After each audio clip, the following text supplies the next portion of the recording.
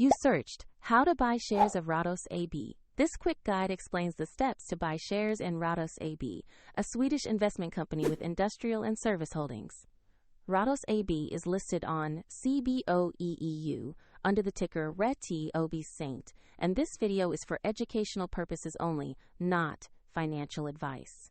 To buy shares, you need a regulated broker, and I will use eToro as an example to show the process. After registering, you will need to verify your account, usually with an identity document, and add funds before you can place an order.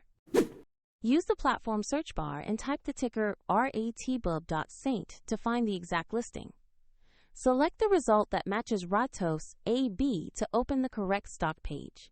On the Ratos AB page, review the company summary and the price chart to confirm it matches the ticker RATOb.ST. Also check basic details such as country, sector, and the listing venue showing CBOE EU. Click the Trade or Buy button, choose the amount you want to invest, then carefully review the order details before confirming.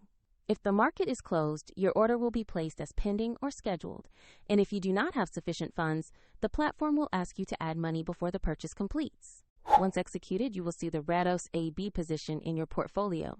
Check the description for the eToro link and additional resources to follow the same steps on your chosen platform.